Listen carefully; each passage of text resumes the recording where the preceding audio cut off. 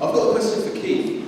You seem very cynical, and I've spoken to a lot of people about the lime particularly. That's the only one I'm picking you up on, because I've also seen a lot of cynicism about the lime from Skylar, and you mentioned that, Hugh, when we were having the Let's Link meetings up in the top room, sat down and said, I think community currencies are just like normal currencies.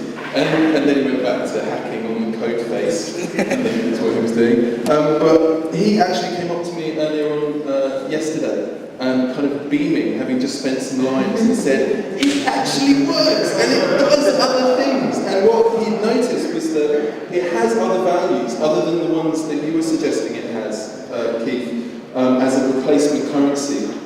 Totally voluntarily, 2 of the stores that we'd started using the lime in offered us 10% discounts, purely because they could see that business was being driven their way. So they would never have gone for it if it had been not a one-to-one transaction initially. But once the trust system had been built up, they were offering incentives, which is one kind of way that the pound is being devalued slightly by the use of the lime. The other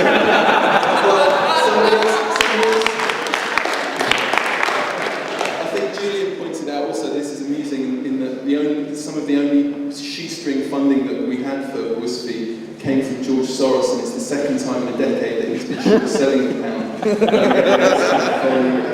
a kind of circuitous route. But the real value of it, apart from the fact that it's obviously an event currency, which Mary explained to us a week before, or a couple of weeks before, how it works as just an event currency or a kind of speculative currency, not in the currency speculation way, but in the kind of exploratory way that Greenman described.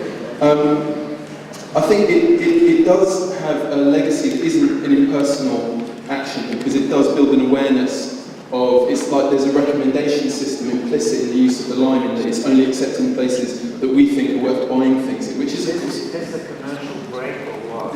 Absolutely, I mean, I agree with Greenman, you don't pay if you print the money, but what I'm trying to get to, and I'm trying to get to a bit more quickly, is that the kinds of systems that people talk about when they talk about online communities, or about Creative Commons, or about these kind of very high granularity, quick and difficult to track exchanges of value that don't necessarily articulate themselves as a currency.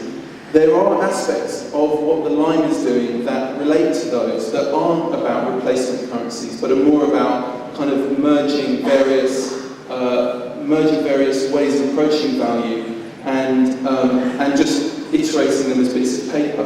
But I do think that, especially in the context of other free infrastructures and the connections between free infrastructures and what might be seen as just things that become cool, the lime is a good example of a currency that, largely due to Greenman's excellent graphic design and marketing skills, has actually become quite cool. And you can go down the road to the hash den on the commercial road and use it to exchange with other illicit economies. So, I mean, Anyway, look, I think things have been moving. This idea that what I was doing was attacking the line if you'd really listened to what I was saying that the people I was attacking were those who thought that they could set up an alternative currency that was based on principles that were in many ways opposed to those of the normal currency. And this leads to a kind of parochial, isolated little network operating by itself and having no direct connection to the world. And what I was saying about, I believe what I was trying to say was that the old social forms have much more power than many revolutionaries have given them credit for. And so the first step is, in fact, to make piecemeal and careful and slow incremental changes, while at the same time being very careful to integrate it with what already exists. So in other words, I think that the line, as a very limited experiment with limited scope in time and space, is admirable for that reason. I actually took my free limes, and I didn't actually have the nerve to pay for my food at Maria's with them, since I actually didn't pay for them. but I did use, I left one as a tip. And,